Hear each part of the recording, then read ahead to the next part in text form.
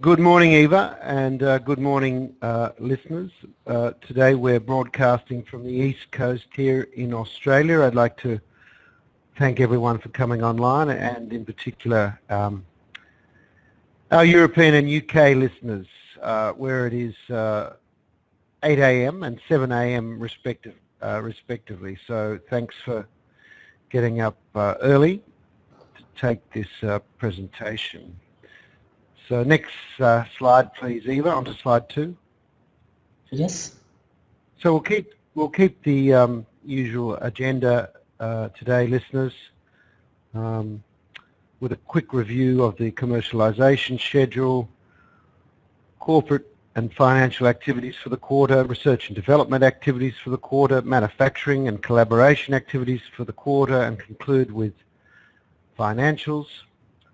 As you will understand, being a quarter that takes in the Christmas holiday period, it's a relatively short quarter in that respect, especially given the fact that a number of our key stakeholders are also fairly quiet during December and also early January. So a short quarter, but one where we achieved a lot of progress, so looking forward to reporting that to you. Slide 3, please, Eva. Yes. So just summarising highlights for the quarter, we pushed on through our technical advisory board with a quarterly milestone of achieving 13% conversion efficiency for maximum power point tracking for devices using the PIN architecture. We also finalised all terms and signed a legally binding agreement with the Australian Renewable Energy Agency to receive $6 million over the next 2 years in the ARENA grant. We neared completion for our prototype facility in terms of planning, both of the equipment purchases and the fit-out. In relation to that, capital equipment orders have now commenced, especially for long lead items. We were successful via our subsidiary in Italy in achieving or winning a new €700,000 grant through Horizon 2020, and that is known as the Apollo grant. At Soliance, our partner achieved a new world record for roll-to-roll processing for PIN architecture, achieving 13.5% conversion efficiencies. And finally, we were very fortunate to secure a new patent through the purchase of an existing patent from Abengoa in Spain. So I look forward to providing a little more detail around those highlights. If we can just move on to the next page, please, Eva. Page 5, yes. Again.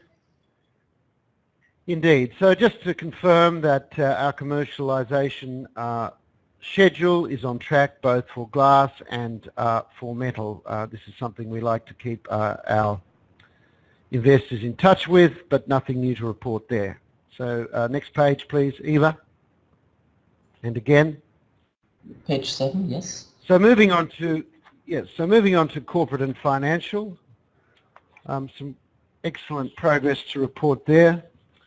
So you will be aware, of course, that our chief project is a prototype facility that we're seeking to establish in Melbourne, in Victoria, in Australia. The total value of that project is somewhere in the vicinity of $17.5 to $18 million, with 3 key stakeholders, namely Greatcell, the CSIRO, and of course we've newly introduced the state of Victoria, who are very keen to play a role in this world-class development of a prototype facility. So we are, while our internal plans for the fit-out and for the equipment purchases are finalised, it's important that we have an equitable funding of this project, and importantly, on behalf of our shareholders, that we minimise the spend for Greatcell. So at the moment, we are in discussions with both the State of Victoria and the CSIRO to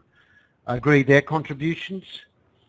I'd like to remind you at the AGM that was held in November of this year, the CSIRO actually attended that meeting as a shareholder and made it very clear they were very impressed with our scale-up activities and our industrialisation plans, and made it clear that they'd be very willing to consider further investment in this development program, and in particular the prototype facility. So we're now taking those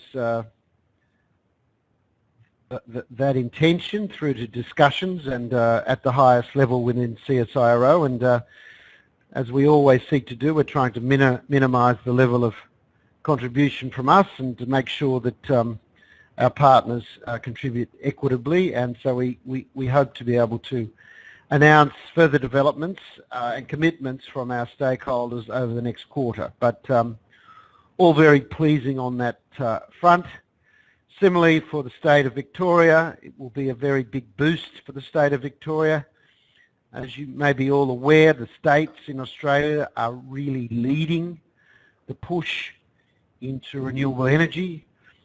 Only over the weekend, the state of South Australia announced the world's largest battery and is investing heavily in renewable energy and also battery technology, and it's now starting to catch on amongst all the other major Australian states. So there's a very strong momentum growing in Australia for the introduction of new technology and for greater investment, both private and government. You know, this has been after a period of some degree of uncertainty in previous years, but the momentum now is very strong and what we believe to be irreversible. Moving on to the next investment feature. In December we announced that New Mooney, an emerging Australian fund in food, water and energy, had committed to invest a further $4 million in Great Cell Solar at 22 cents per share. That still remains absolutely on track, although it's been delayed by 2 months, really just because of the European Christmas break, where the money is essentially sourced. So the first tranche of that new fund, which is expected to be in the vicinity of $300 million, is expected to occur this month into a number of different Australian projects, not just ours, but we've disclosed ours and we've signed off on a subscription agreement which is binding. So we expect to have that money in the bank over the next few weeks. Importantly, that delay in funding has not delayed our investment, so we've already commenced orders for a number of long lead pieces of capital items for our prototype facility. So that's all on track, and we'll keep the market updated as that progresses. But we know the managers of this new fund, and we're very confident about their level of commitment. And finally, moving on to our rebranding exercise, which we've been updating periodically over the last few quarters. That's now been finalised.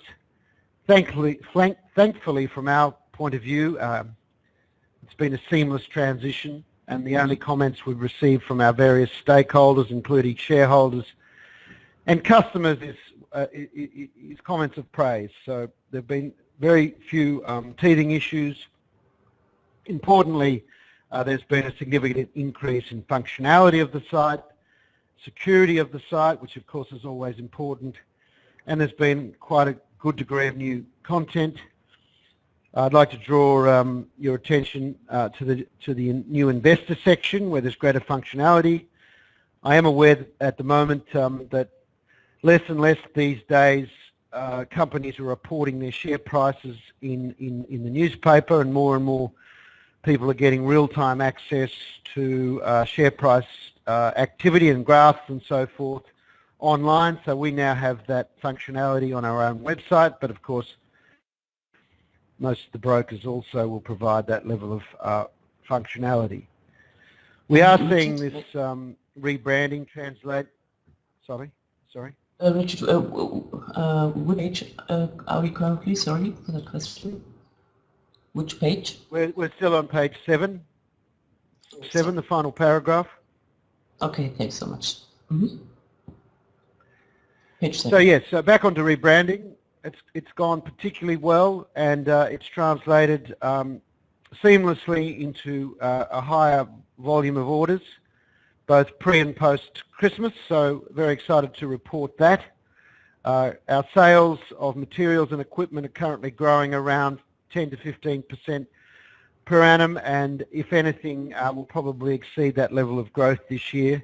In particular, that's been helped by a strong level of interest out of the United States. So we're now providing materials and equipment into the likes of Princeton, Stanford, Duke, Northwestern, and so forth. In fact, there are very few major universities that we don't supply to in the US. So this is a strong, I think, endorsement of not only us as a company supplying research-grade materials, but also of the momentum that this third-generation ultra-thin technology now has in the world. And I'd also like to use the opportunity to remind all of you that very few, if any, of these customers have any intellectual property rights or freedom to operate in this space, which makes our position as a material manufacturer and supplier and also manufacturer of panels quite unique. Let's move on. Let's move on to page 8 and then 9, please. Just page 9. That's correct, indeed. So moving on to research and development, it's been a very good month, not only for us, but for the technology in general. So we're very excited to report that perovskite solar cells now have eclipsed both cadmium telluride, CIGS, probably the two dominant second and third generation technologies seeking commercialization in terms of performance. So we're now reporting laboratory efficiencies for our technology at 22.7%, which has eclipsed cadmium telluride at 22.1 and CIGS, which is copper, indium, gallium diselenide, much better shortened, of course, to CIGS at 22.6. And just touching on multi-crystalline silicon, that's at 22.3. It's obviously of some interest that it's all pretty much converging around the 22 to 23% performance at the laboratory, and really then the challenge is to translate these technologies into higher and higher industrial efficiencies. And of course there's always some degree of sacrifice as we move from more expensive materials to cheaper materials, and from smaller hero cells to much larger devices that can last for a warrantable period of 20 to 25 years. So very exciting, and that was posted by CRIT, one of the major academic institutions in Korea that works very closely with EPFL. I also, in the ASX release, touched on the new website page where you can follow this progress at the National Renewable Energy Laboratory of the United States, which effectively keeps the official records for accredited PV improvements. So if you want to look for that website, please refer to our ASX announcement. It's quite a lengthy web address, but once you put it into your favourites, you'll be able to follow that on a weekly or monthly basis. So very good performance improvements there for the technology. Referring to our own specific involvement in how we're tracking with that, we're working very closely, of course, with Soliance. Soliance continues to be the premium consortium in this field globally, and we are the leading perovskite solar cell industrial partner within that consortium. There they reported 13.5% cell performance on roll-to-roll processing and 12.5% module performance on roll-to-roll, which is not so much drawing attention to the conversion efficiencies, but more drawing attention to the fact of the manufacturability of this technology and the high throughput speeds that we can now achieve, which this, of course, lends itself to mass production, and the focus, of course, for our activities at Consortium is for the solar enablement of flexibles, notably PSC on coil-coated steel. This, of course, is attracting a lot of attention. There will be a major European television program, I believe, this month, which focuses on Soliance, and we play a role in that documentary. So that's very exciting for us. And of course, under the radar, there are a number of high-level oil and building materials companies seeking greater involvement with Soliance, particularly as budget allocations become greater and greater for conventional energy companies to transition into the commercial exploitation of renewable energy technologies. And of course, ours being the most exciting and fastest growing and with the steepest trajectory is attracting a lot of interest. Then I might just touch on, probably just touch again on our milestone. Our milestone was a 13% plus performance for PIN cells, where we took a major industrialization step with the introduction of non-gold back contacts or non-gold electrodes, which of course sometimes sacrifices some degree of performance, but we were very pleased to report with the introduction of a non-gold back contact we could achieve in excess of 13%, actually approaching 14%. So we're meeting our milestones and exceeding them, and of course, as you well know, our technical advisory board is not only comprised of great cell PhDs, but also is chaired by Professor Michael Gratzel and has a representative from our major stakeholder, Tasni Cristal.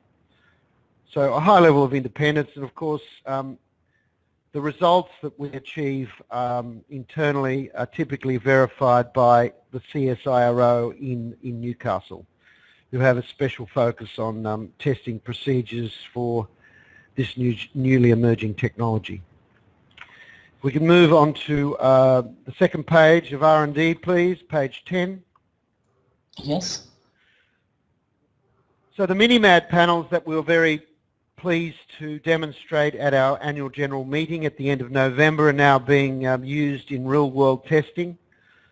So that was an ongoing program. Of course, there are four seasons in any year, so it's important to take these industrial-sized panels through a whole range of variable circumstances to see how they perform in the real world. Of course, we have very little concern about their ability to meet their IEC 61215 performance standards because, of course, real-world conditions are typically less harsh. So the real focus for real-world testing is about long-term durability, but it's also about understanding energy yields, seeing how closely that you can replicate the performance of your cells, modules, and panels in real-world conditions relative to how they perform in the laboratory. And of course, we were very pleased to see very high energy yields, and in that respect, our technology tends to outperform on a relative basis silicon by about 15%, because as you well know, and we've mentioned this several times in the past, one of the great features of this technology is that it doesn't require direct sunlight. So it's very effective and durable in real-world conditions, which of course means that on cloudy days or days when there's haze or pollution or whatever, depends where you are in the world,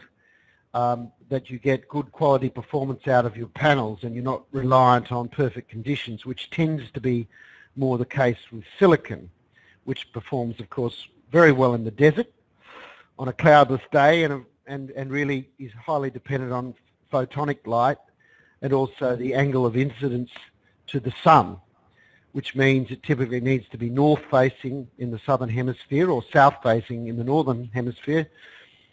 And for BIPV applications in particular, many of us know, of course, that these buildings that we seek to apply technology to with solar-enabled building materials, a lot of these buildings were never built with solar enablement in mind.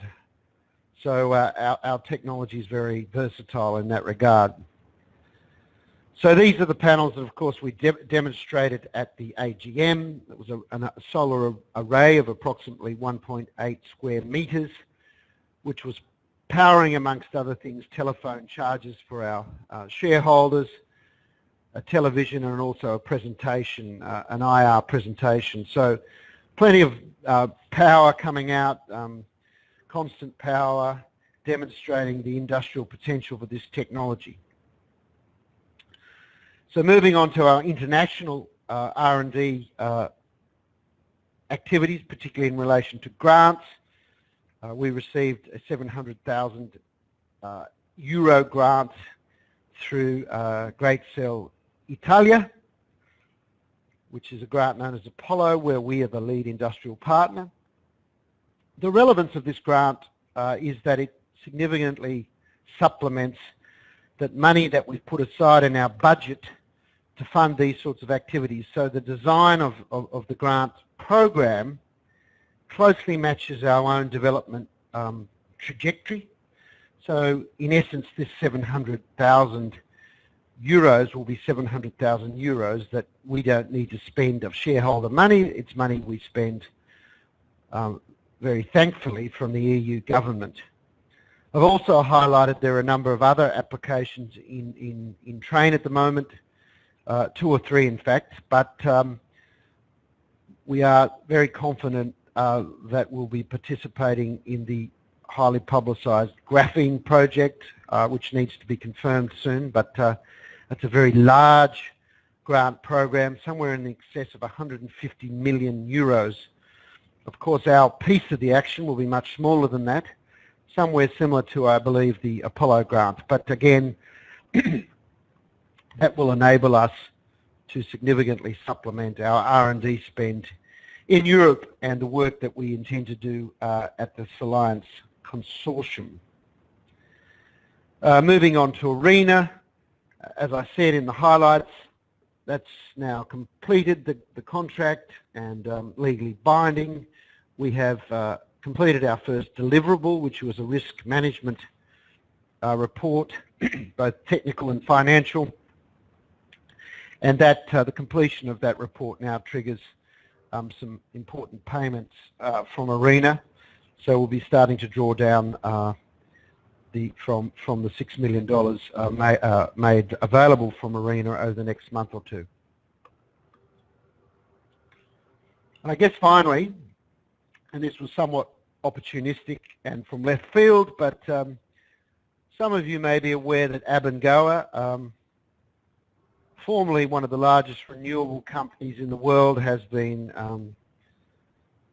enduring some financial difficulties, not because of its involvement in third generation PV, but because of some of the large investments that it's made in what have proven to be sub-economic solar farms in Europe, and it's become, of course, highly competitive, and with a high level of debt, I guess they've become quite exposed to changes in interest rates. So one thing's led to another, and they're experiencing financial difficulties with their banks, and they're scaling back on some of their PV development activity. And because of that, one of their key patents in the third generation of perovskite solar cells became available. It wasn't widely available, but we've always had a reasonably good relationship with Abengoa. So we approached them to acquire, which is a process patent, and this again fortifies our position and our freedom to operate. So we feel virtually impregnable now in terms of our ability to enter this field and commercially exploit this technology. I believe there are very few, if any, other companies in the world who could make the same claim. Moving on to slide 12, please, Eva. Yes, slide 12. So pretty much business as usual in relation to our key collaboration partners, but some updates to make in relation to Turkey, Jinko, and Soliance, in particular in relation to Turkey. So in December, we had the pleasure of presenting to the Deputy Minister of Economics in Ankara and also the Deputy Minister of Science, Industry and Technology. These Deputy Ministers, of which there are one in each ministry, are effectively the executive ministers of each important ministry in relation to the management of energy and overall economic management. So that was a great pleasure. There was a high level of representation from the Turkish ministries, including a number of internal experts and academics from Turkey, where this technology is relatively fledgling. But we're very pleased to report that we've been invited back to present now to the Minister of each of those portfolios, having got through the latest threshold. Just to reiterate, Turkey has very aggressive renewable energy targets. It has a major energy deficit and of course is very keen to maintain its energy security. And I'd also like to say our relationship with Turkey has always been first class, and the people that we deal with there of the highest calibre. So we feel very confident of taking this forward. The sort of project we're talking about ultimately entering is for the development of a national industry to develop this technology in partnership with a Turkish partner, and our Turkish partner is Nestlé DSC. So we look forward to reporting back to you after the next visit, which, as I said, should happen over the next month. So the meeting's been agreed, it's just a matter of agreeing the date. As you know, politicians can be very busy people. Moving on to Jinko, that collaboration remains very active. Of course, our technology is very different than silicon technology, so a lot of the time we've spent together over the last 3 months or so has really been about calibrating our performance testing methodologies.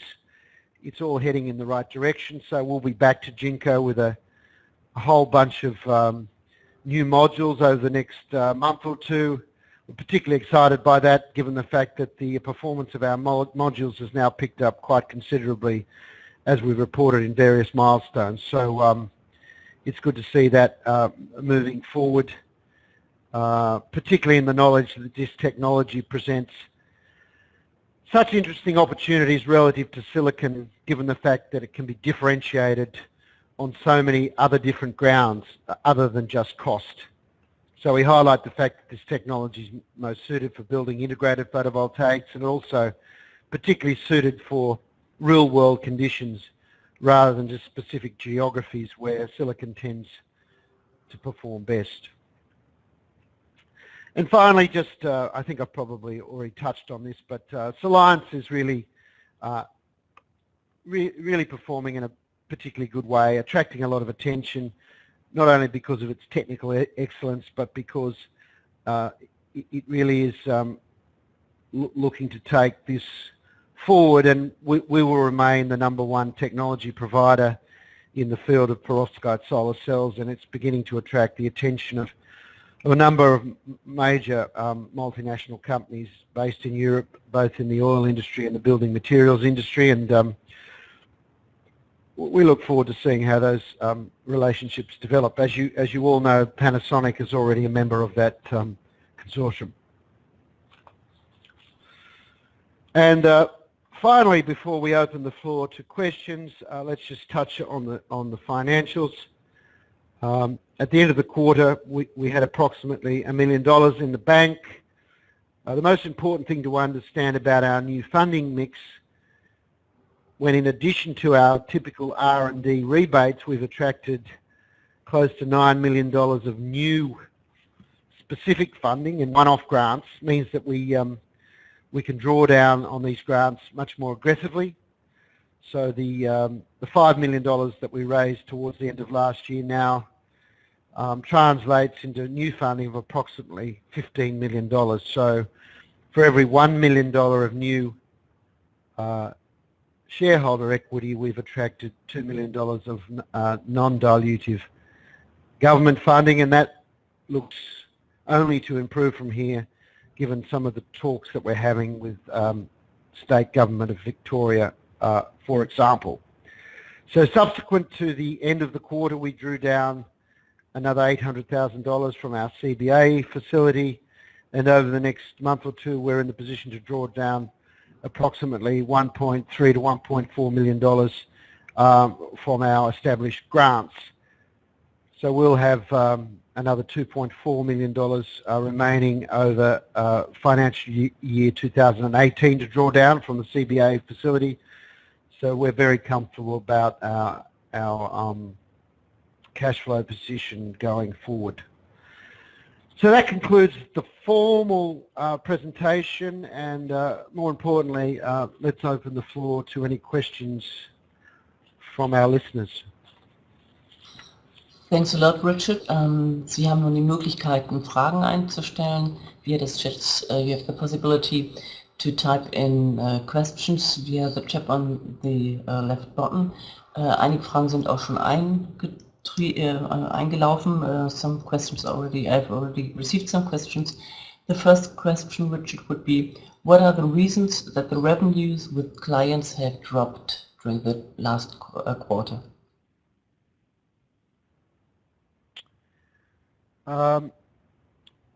Well, that's a curious question, because if the revenues have dropped in the quarter, it's a seasonal drop from the first quarter to the second quarter. And of course, we were closed for 2 weeks over Christmas, which is a good use of our annual leave management. But the longer term annual trend, as I said, is growth in our revenues from material and equipment sales on a conservative 10 to 15% per annum. So we're on track to do that, and if anything, given the introduction of some new product lines, I expect we'll probably exceed that budgetary target. So any dip in the December quarter is purely a seasonal dip.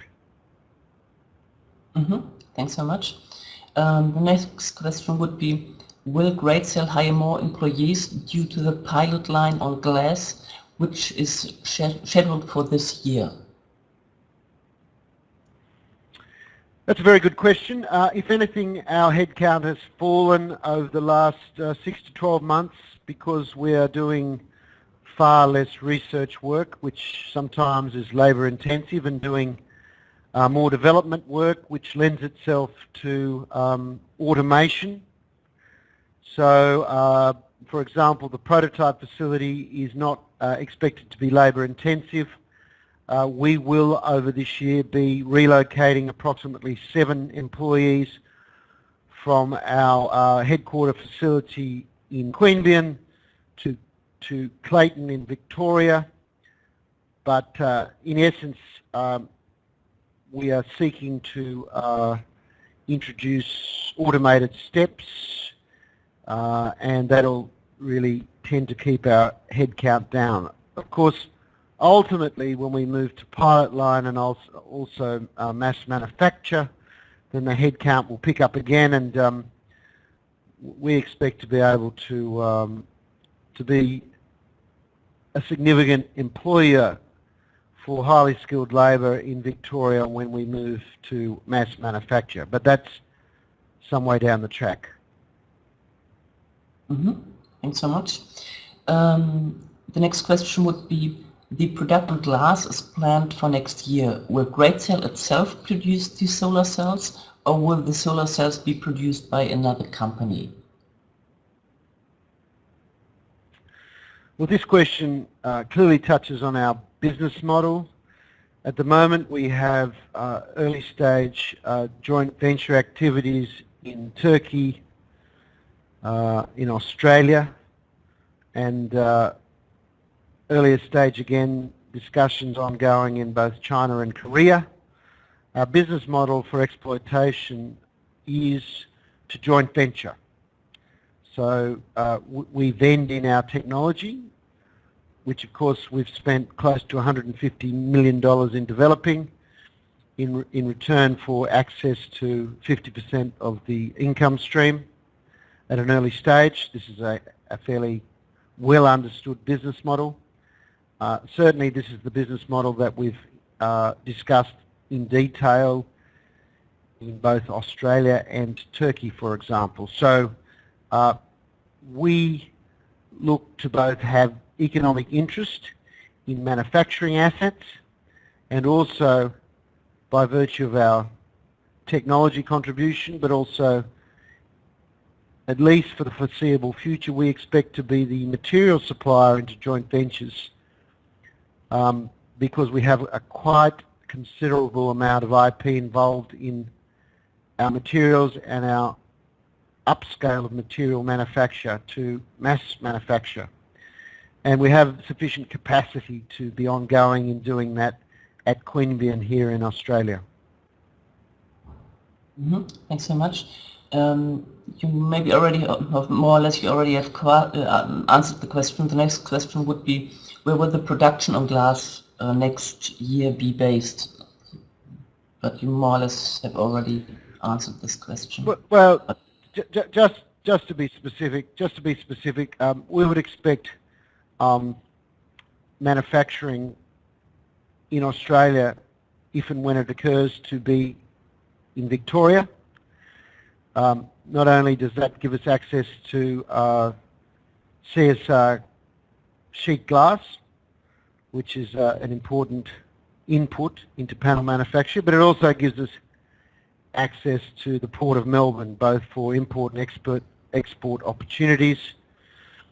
So it's quite strategic in nature, the idea of relocating partially to Victoria, and if that's a success, then I can imagine at some later date in the future that that would be ongoing, such that more and more of our employees are located in Melbourne, while we retain our materials manufacturing capability in Queanbeyan. Thanks so much. And here's a question regarding marketing and sales, and one investor would like to know how will marketing and sales look like for the solar cells based on glass? Well, that's a very that's an excellent question, of course. So one of the capabilities that we seek in a joint venture partner is access to routes to market. In fact, that's the most important attribute we look for in an industrialization partner. We certainly don't go looking for capital per se in relation to a JV partner, particularly when government in places like Turkey have made it quite clear that they're happy to share quite a lot of the heavy lifting in relation to establishment of early manufacturing capability. So access to the routes to market is very important. So this is what we call an interrupt model rather than a disruptive model. And any partner that we would have would be a partner that already has access into the building materials supply chain. Thanks so much.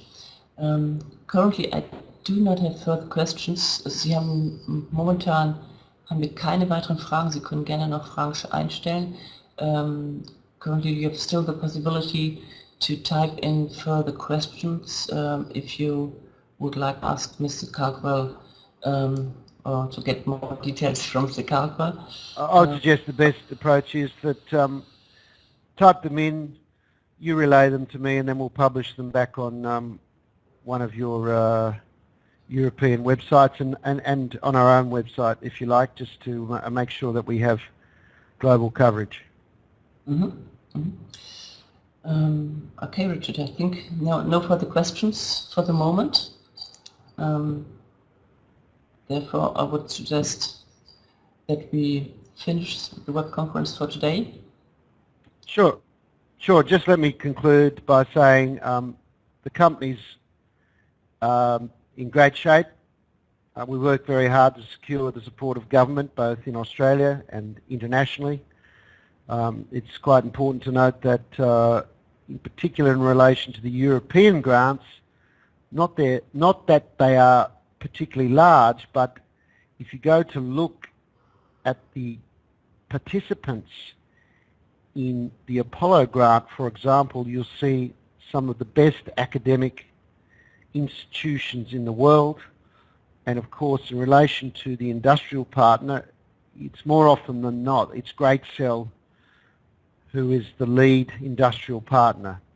And that really speaks volumes of our credibility and expertise and the respect in which we're held by governments around the world. So we feel very strong at the moment in terms of pushing forward with our commercialisation activities. And I look forward, of course, reporting to you all at the end of the next quarter. So I'll say good night and good morning.